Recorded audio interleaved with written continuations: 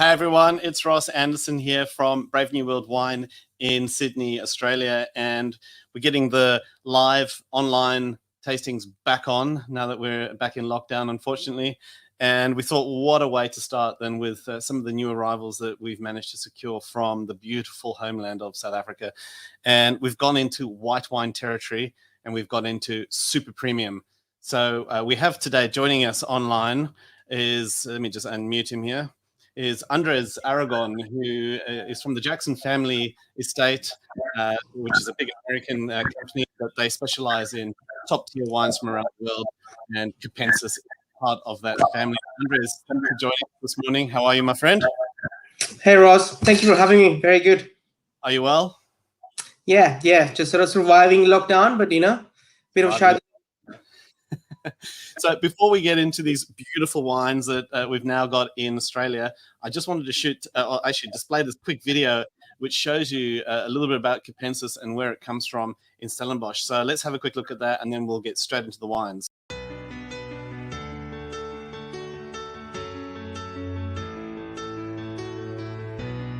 When Anthony and Barbara wanted to do something pretty iconic out of South Africa, they came to me and asked me what they could do from a varietal point of view and what would be truly sensational out of South Africa if we had to start a project here.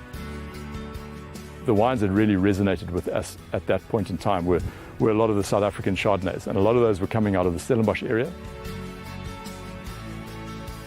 I just think that South Africa really, at this point in time, has got some iconic white wine production going on.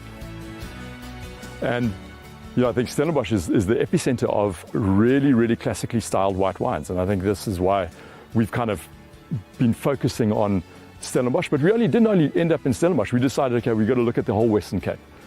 And when we did that, we said, okay, how do we find really iconic vineyards within the Western Cape? So we didn't limit it to Stellenbosch, but we wanted a big, strong Stellenbosch component. There's also some iconic vineyards all around the place in Robertson, out in Capensis, which is out in the Verleersdorp Mountains.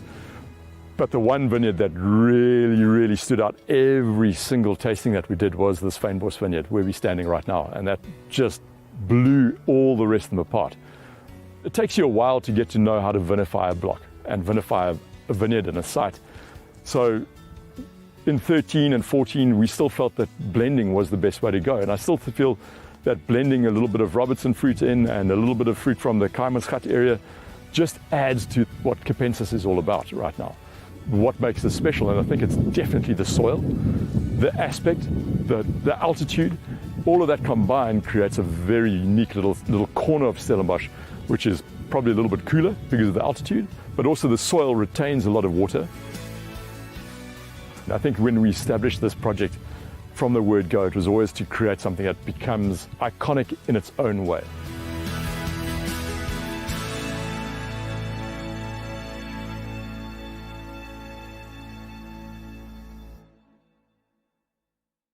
This is the beautiful terroir, the beautiful surroundings of Stellenbosch, where these wines come from in South Africa, premium wines. Andres, let's have a quick look at the wines. But before we start, tell us a little bit about Andres and Jackson family. Yeah, well, I'm actually been with Jackson family for over 2 years now, as a sort of a wine ambassador and sort of guiding the premium production of Australia and so on. So I've been a sommelier for around 10, 12 years, originally from Colombia. I love my wine. I love working in restaurants. And then I took the opportunity to join such a good and sort of quality-driven company like Jackson Family. Jackson Family, it's a family-owned, from California that focuses on the key regions around the US. But also we got vineyards in Australia, South Africa, France, Italy, and Chile. And this is a great project we're very proud of. So it's the best Chardonnay in South Africa. So yeah, we're very happy to share it with you. Absolutely. And we were delighted to bring these wines into Australia. What an opportunity to showcase really Grand Cru-esque style wines from other parts of the world. So we're really excited about this. And to be honest, and you probably know, I haven't actually tasted the Fynbos single vineyard Chardonnay. So I'm really excited about that. I've been holding off for this Yeah. to get it bottle. So I know that Vanna down in Adelaide is dying to get his hands on this one as well. So without any further ado, we're going to start on the Capensis Celine. I'll hold it up to the camera. So there's 3 wines in the range, Celine, and then there is the original Capensis, and we're looking at the 2016, and then followed by the Fynbos single vineyard Chardonnay. So this is the bad boy that I haven't had a look at. Now you look like you've already poured yourself a serving. Because... Yeah. I got the first 2 on a glass here. So we got my first wine, 17 Celine, and the 16 Western Cape, which is the flagship of the range. So it looks like you're celebrating spring day early. You've already been drinking Chardonnay. That's right. Well, a nice glass of Chardonnay, perfect for the nice weather behind us. I think, on the first wine, I was just tasting it obviously before going live, and I just love that beautiful flowery and tension and very sort of salinity of the wine. It's quite clean, quite high line of acidity, really showing what sort of high altitude Stellenbosch can do. So 2017. Let's have a look. I've got the stats up on the screen here. We've got 2 vineyards involved in the production here. Vineyards from the Fynbos and a Nooit Gedacht vineyard. What else can we see here? 96 points at the Diners Club International, Captain Sale Master of Wine. So give us your thoughts on this beautiful wine, Andres. Yeah, I think obviously Capensis started as a terroir-driven sort of Chardonnay project. We only make Chardonnay, and the first wine, which is the Western Cape wine, was a blend of different vineyards. But Stellenbosch has got a unique sense of place, and it gives us such a unique sense of characters. So 2 different altitudes, one of the highest sort of planted vineyards in Stellenbosch. And I was saying earlier, like comparing the 2 side by side, I really find this wine quite clean, beautiful freshness on the nose. Get a lot of citrus characters, a lot of grapefruit, a lot of tangerine. It's got a sort of zesty, lemony, sort of lemon skin character. And it really opens up in a beautiful sort of medium body character. And it has the sort of gentle roasted almond, nutty character that opens up to a slightly toffee finish. I really enjoyed the complexity of this wine, but also it's a very sort of long, fresh, quite sort of, like a great way to start the conversation, a great way to start your meal. I think this is a fantastic, cool climate, high altitude, South African style. Absolutely. I really agree with the nuttiness and the butterscotchy toffee finish. I thought that was really prominent. Beautiful wine. I mean, what a way to start spring. First of spring today. Wow, great start. I couldn't have thought of a better way to do this, unless it was maybe Krug. But, it's not Krug. And I think, the wine is very sort of, it's well made. It's got everything. It's hand picked, So we got 30% new French oak, which is very well integrated here. It gives us that bit of that sort of baking spice without being too overwhelming. And I just love the acidity and the freshness of this wine. I really want to sort of accentuate on that because it's a really good sort of long, complex white wine, and I think it really shows what Stellenbosch can do. Absolutely. So just putting that back up there, 10 months in 100% French oak, 30% new. 14% alcohol. So do you know much? Can you know much about the winemaker, about Graham Wiertz? Yeah, so I mean, I've been a big fan of Graham for a while now. So originally from South Africa, from the Cape, he's worked with Jackson in a previous life, and then he came back to take over Stone Street, which is our family sort of winery in the Alexander Valley in Sonoma. And then he sort of took over the operations, the vineyard operations all around the company. So he's a very busy man, very good eye for quality, very organized, very precise. And now he's taking back Stone Street, and obviously he oversees the production of Capensis. He was very excited when the family sort of asked him if we were to go to South Africa, where should we go and what should we make? And he was very clear from the beginning that it should have been Chardonnay from a cool climate sort of vineyard, and from the best of the best. And that's what we're really trying to make here. It's a statement, and his quality winemaking and his attention to detail, it's second to none. Absolutely. You can taste it in the wine.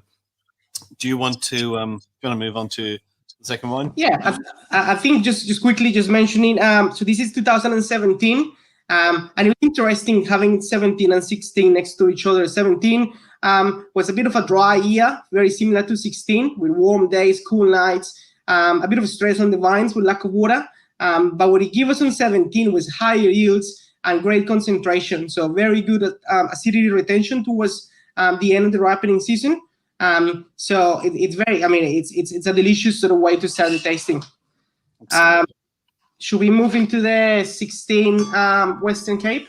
So let's have a quick look at this one up here. So this is the original Capensis Western Cape 2016 Chardonnay. Now there's a couple of vineyards involved here. 40% of the fruit comes from the Fynbos estate vineyard, 27% from the Nooitgedacht vineyard, 17% from the vineyard, which I believe is the one in Robertson, 8% from Kaimansgat, and 8% from Vleiplas. So a nice spread there. Looks like 5 vineyards, of which 2 of them stand to be corrected. 2 of them are in Stellenbosch, and the other 3 are in the outlying regions. Yeah, correct. Let's have a look. Yeah, so I think this is what sort of started the project, and this is like sort of our flagship of the range. So it's a combination of 4 regions. So we got Stellenbosch, Robertson, Overbeek, and Klein Karoo. Yep. And what we're trying to do here is obviously take sort of single parcels around these regions and sort of balance a very complex, age-worthy kind of white wine. So looking from the Celine, just coming now into the Western Cape Chardonnay, there is a bit more complexity. There's a bit more layers on this wine. The citrus that we saw on the Celine now are becoming more into that sort of ripe citrus here, like Meyer lemon, orange. You get a more sort of that stone fruit and orchard fruit, so that sort of white peach, red apple, a bit more malic. You know, it becomes, instead of a lot of citrus, now it becomes more into that sort of stone fruit, apple, pear element to it. The oak, it's a bit more neo-French oak. It's about 40%. And this is a very sort of, again, another well-crafted Chardonnay. So hand-picked, whole cluster. So we're getting all the sort of first press juice, and we get a bit of batonnage, a monthly batonnage, just to get that richness and the layers of complexity from the lees. I think this is a wine to age. I get a bit of the sort of creme fraiche, sour cream character towards the back. It's a bit more a butterscotch. It's got a more sort of a refined spice from the oak, a bit more nutmeg, a bit more roasted nuts, you know. It's definitely a bit sort of riper and quite more a bit bigger than the Celine, but it's got power and intensity to last and to age. Absolutely. I'm getting a lot of stone fruit, a lot of peel. I love that. I love that in my Chardonnay. I love that. 16, as I was saying, a dry growing season for us. Very low yield, so there's not much wine made on this. It's a very sort of small production in 2016 with a lot of concentration. This is a wine that definitely resonates on your palate. You know, it's long and it just keeps giving and giving. Even though I'm sort of keep talking about it, I still can taste the purity of the wine. And you know, within that sort of some group here in Sydney, we'll compare these two. This is like the Giaconda of South Africa. You know, it's got intensity, it's got complexity, and it's a high, for me, one of the top 2 Chardonnays that are coming out of the country. Wow, that's a big call. The Giaconda of South Africa. I like that. I think we're going to use it. We're going to coin that. I can feel a T-shirt. All right. Now, I'm really looking forward to tasting this wine. What do we know about the Fynbos before we kick into it? Limited production, high intensity winemaking, small batch, small yield. Tiny production. This is our sort of Grand Cuvée, right? So we only make these in the best vintages, from the best fruit, from actually the best parcel out of Fynbos, right? So which has got that sort of concentration and layered. And 15 was such a good vintage. 15 is one of the cracking vintage in South Africa. So and you can see the aging potential on this wine as well. So it's a bit more neo-oak, so it gets a bit more of that sort of baking spice, vanilla bean, a bit more of that sort of nutty character on it. There is a bit more intensity of fruit, but very good sort of defined line of acid. This is the flowers block out of the Fynbos vineyard. And this is, since we started, there was and we analyzed every single batch, every single sort of barrel. This little parcel in this vineyard always behaved differently, and it was always a step above everything else. So we decided to start it vinified on its own, and it's definitely our top wine, only made in the best years. What do you think? I'm about to taste it, but I have a question before we kick in there. You've mentioned this is the flowers block, and you've vinified the parcels separately. Is there other blocks in this Fynbos vineyard that could potentially come into this wine in future vintages? Would they even maybe blend the blocks, or would they always keep them separate and just produce the best block to represent the Fynbos label? Historically, it's always been the same block, Right. quality-wise. Will the future change that? I will probably Graham to sort of assess that. But over the last few years since we started the project, it was always the same block behaving in such a sort of high quality way and showing us a different level of complexity, a different level of richness. It just behaves on a different game, you know. That's what we wanted sort of to label it on its own. But again, it's only made in the best vintages, so it wasn't produced on 16 and 17. So yeah. Wow, that's quite something. That's I don't know what to say. Let's use wine. It's like ramped up. That's super concentrated. Wow. And you know, like we're trying to sort of make these wines again, you know, to age and to yeah, they drink well as a young release, but it's all about, you know, getting a 6-pack, drink 1 or 2 bottles in the next 2 years, drink 2 bottles then in the next 5 years, and keep 2 for the next 10, because that's definitely a wine for aging, and that's the Burgundy comparison. You know, there is wine that can definitely evolve and improve in bottle. So if this was the Gioconda of South Africa, what's this one? That's a good point. On the spot now. That's like the Gioconda on steroids, probably. This is a beautiful wine. Amazing. That's I've been waiting for such a long time. I mean, how long have we been discussing Capensis? We've been on the Capensis discussion more than a year, even longer. I know that originally when I started talking to Jackson family, that was a good 6-7 years ago. And the Capensis discussion was very fresh then. It had just become a project. It was amazing. And when I heard the story all that time ago, but obviously we weren't ready to do anything with it. But come forward 6-7 years, and they're sitting here in Sydney. So these just arrived. For those watching at home, these wines recently arrived in the warehouse. Literally, was it 6 weeks, 8 weeks ago? Yep. Magically tied in with lockdown. So we've stock, and we're starting to talk to people about it. We weren't sure how to handle this, were we? But I think we're doing the right thing here by just getting it out to the public, letting everyone know about these amazing wines into Sydney. So before we wrap up, I just want to pop this comparison up. I showed it slightly or for a few seconds earlier on, but here's the comparison between the three: the Celine, the Capensis, and the Fynbos. And so there's a bit of a breakdown here showing 2 vineyards in the Celine. In the Capensis, it doesn't actually mention how many vineyards, but we worked it out, it was about 5. And then for the Fynbos, we've got flowers block, single vineyard, Western Cape, and what does it say at the top there? Chardonnay vineyards with Western Cape to create expressive wines. So any parting thoughts, Andres? Anything else? Yeah, I mean, we're very excited to have these wines in the country. We can think of a better part than you guys, you know, sort of taking South Africa as an ambassador and really sort of introducing a lot of people to South African wine in Australia, and obviously sort of keeping all the sort of expats happy as well. So very sort of proud on this great partnership, and you know, these wines are very limited. We hope we could bring more, but there's all limited quantities and all this. So if you can get your hands in one of them, please enjoy it. They're great wines, and hopefully we are out of lockdown soon, and we can all enjoy wine together. Absolutely. And just on that, Andres, the Celine, we've got 48 units, about 4 dozen. The other about 4 dozen. The Fynbos is 1 dozen, and you've already see some stock sale. So when we say it's limited, it's very limited. But we are looking mentioned stock levels at the moment. So get on this train. You won't regret it. Andres, thank you so much for your time this morning. I know that you've got a very busy schedule with Zoom calls and video interviews and staff training and still doing your job, but not leaving home and probably homeschooling as well and dealing with the dog and the cat and everyone making a noise in the background.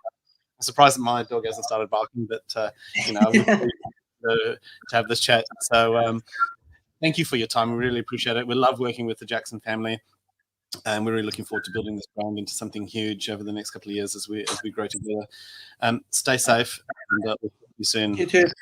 Thank you, Ross. Thank you, everybody. See you soon. And so that's it from me for this edition. It's been a bit of a break between drinks, but we're getting back on. As you can see, we've upgraded our tech. We've got some microphones. We've got a mixing desk. Hopefully, the audio is really good. As always, these videos are here to inform, educate, and entertain you on all things wine and all things South African wine and our great friends over in New Zealand and the bits and pieces that we're doing to promote New World wines in Australia. So get on to bravenewworld.wine. We have Capensis listed. It's limited, so secure a few bottles for yourself, or maybe even for Father's Day. I mean, it's just a few days away. Anyway, until next time, guys, stay safe. Cheers.